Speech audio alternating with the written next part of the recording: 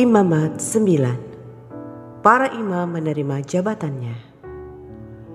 Pada hari yang ke-8, Musa memanggil Harun serta anak-anaknya dan para tua-tua Israel. Lalu berkatalah ia kepada Harun, "Ambillah bagimu sendiri seekor lembu muda untuk korban penghapus dosa, dan seekor domba jantan untuk korban bakaran. Kedua-duanya yang tidak bercela. Kemudian persembahkanlah itu di hadapan Tuhan. Dan kepada orang Israel haruslah engkau berkata begini, ambillah seekor kambing jantan untuk korban penghapus dosa, dan seekor anak lembu dan seekor domba, masing-masing berumur setahun dan yang tidak bercela, untuk korban bakaran. Dan lagi seekor lembu dan seekor domba jantan untuk korban keselamatan, supaya dikorbankan di hadapan Tuhan. Dan korban sajian yang diolah dengan minyak, karena pada hari ini Tuhan akan menampakkan diri kepadamu." Kemudian dibawa merekalah apa yang diperintahkan Musa ke kemah pertemuan. Lalu mendekatlah segenap umat itu dan berdiri di hadapan Tuhan. Kata Musa, "Inilah firman yang diperintahkan Tuhan kamu perbuat, agar kemuliaan Tuhan tampak kepadamu." Kata Musa kepada Harun, "Datanglah mendekat kepada mezbah, olahlah korban penghapus dosa dan korban bakaranmu, dan adakanlah pendamaian bagimu sendiri dan bagi bangsa itu. Sesudah itu olahlah persembahan bangsa itu dan adakanlah pendamaian bagi mereka, seperti yang diperintahkan Tuhan." Maka mendekatlah Harun kepada mezbah, dan disembelihnyalah anak lembu yang akan menjadi korban penghapus dosa baginya sendiri. Anak-anak Harun menyampaikan darah lembu itu kepadanya, dan Harun mencelupkan jarinya ke dalam darah itu dan membubuhnya pada tanduk-tanduk mezbah. Darah selebihnya dituangnya pada bagian bawah mezbah. Lemak, buah pinggang, dan umbai hati dari korban penghapus dosa itu dibakarnya di atas mezbah, seperti yang diperintahkan Tuhan kepada Musa. Tetapi daging dan kulitnya dibakarnya habis di luar perkemahan. Kemudian ia menyembelih korban bakaran, lalu anak-anak Harun menyerahkan darah korban itu kepadanya. Maka Harun menyiramkannya pada mezbah sekelilingnya. Juga diserahkan merekalah kepadanya korban bakaran itu menurut bagian-bagian tertentu berserta dengan kepalanya, lalu dibakarnya di atas mezbah. Isi perut dan betisnya dibasuhnya dan dibakarnya dengan korban bakaran di atas mezbah. Sesudah itu dibawanya persembahan bangsa ke mezbah. Diambilnyalah kambing jantan yang akan menjadi korban penghapus dosa yang bagi bangsa itu.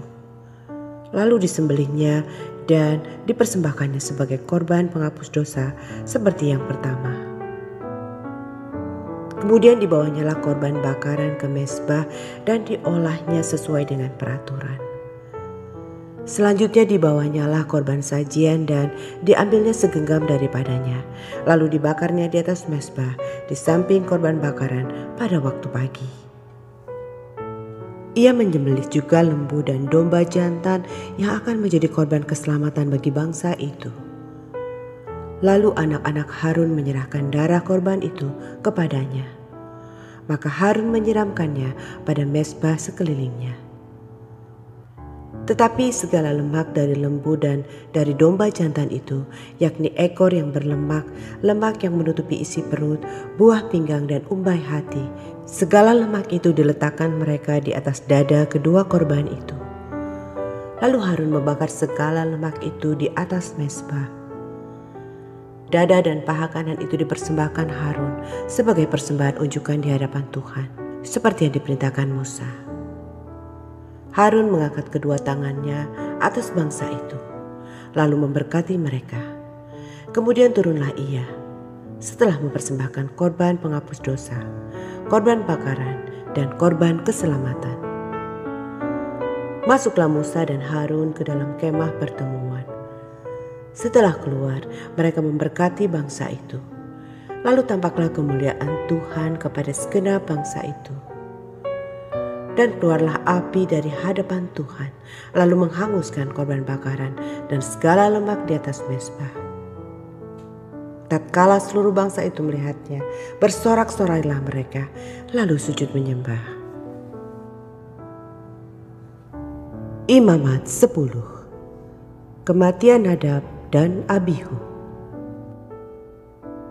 Kemudian anak-anak Harun, Nadab dan Abihu masing-masing mengambil perbaraannya, membubuh api ke dalamnya, serta menaruh ukupan di atas api itu. Dengan demikian mereka mempersembahkan ke hadapan Tuhan api yang asing yang tidak diperintahkannya kepada mereka. Maka keluarlah api dari hadapan Tuhan, lalu menghanguskan keduanya, sehingga mati di hadapan Tuhan. Berkatalah Musa kepada Harun, inilah yang difirmankan Tuhan, kepada orang yang karib kepadaku, kunyatakan kekudusanku, dan di muka seluruh bangsa itu akan kuperlihatkan kemuliaanku. Dan Harun berdiam diri.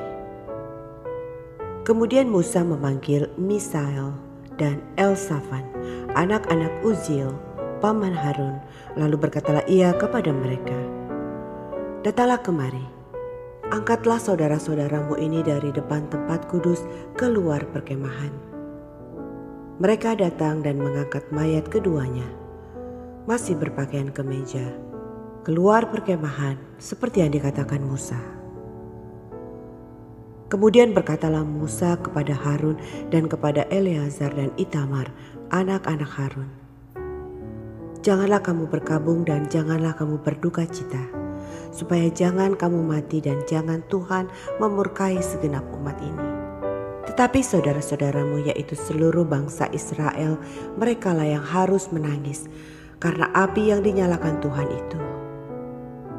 Janganlah kamu pergi dari depan pintu kemah pertemuan, supaya jangan kamu mati, karena minyak urapan Tuhan ada di atasmu. Mereka melakukan sesuai dengan perkataan Musa. Larangan tentang minuman keras bagi imam yang menyelenggarakan kebaktian. Tuhan berfirman kepada Harun, janganlah engkau minum anggur atau minuman keras, engkau serta anak-anakmu, bila kamu masuk ke dalam kemah pertemuan, supaya jangan kamu mati. Itulah suatu ketetapan untuk selamanya bagi kamu turun-temurun. Haruslah kamu dapat membedakan antara yang kudus dengan yang tidak kudus, antara yang najis dengan yang tidak najis. Dan haruslah kamu dapat mengajarkan kepada orang Israel segala ketetapan yang telah difirmankan Tuhan kepada mereka dengan perantaraan Musa. Bagian imam dari korban. Kemudian berkatalah Musa kepada Harun dan kepada Eleazar dan Itamar, anak-anak Harun yang tinggal itu, ambillah korban sajian yang tinggal dari segala korban api-apian Tuhan, dan makanlah itu sebagai roti yang tidak beragi di samping mezbah, karena itulah bagian maha kudus. Haruslah kamu memakannya di suatu tempat yang kudus, karena itulah ketetapan bagimu dan anak-anakmu dari segala korban api-apian Tuhan. Sebab demikianlah diperintahkan kepadaku. Dada persembahan unjukan dan paha persembahan khusus itu haruslah kamu makan di suatu tempat yang tahir. Engkau ini serta anak-anakmu laki-laki dan perempuan, karena semuanya diberikan sebagai ketetapan bagimu dan anak-anakmu dari segala korban keselamatan orang Israel. Paha persembahan khusus dan dada persembahan unjukan itu haruslah dibawa mereka ke tempat segala korban api-apian yang dari lemak itu, supaya dipersembahkan sebagai persembahan unjukan di hadapan Tuhan. Itulah suatu ketetapan untuk selamanya bagimu, serta bagi anak-anakmu, seperti yang diperintahkan Tuhan.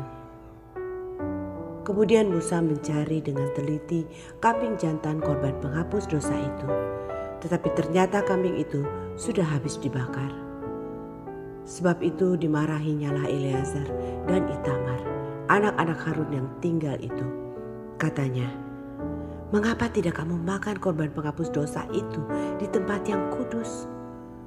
Bukankah itu sesuatu bagian maha kudus dan Tuhan memberikannya kepadamu, supaya kamu mengangkut kesalahan umat itu dan mengadakan pendamaian bagi mereka di hadapan Tuhan? Lihat, darah itu tidak dibawa masuk ke dalam tempat kudus, Bukankah seharusnya kamu memakannya di tempat kudus seperti yang telah kuperintahkan?" Lalu berkatalah Harun kepada Musa, "Memang benar, pada hari ini mereka telah mempersembahkan korban penghapus dosa dan korban bakaran mereka ke hadapan Tuhan. Tetapi hal-hal seperti tadilah yang kualami.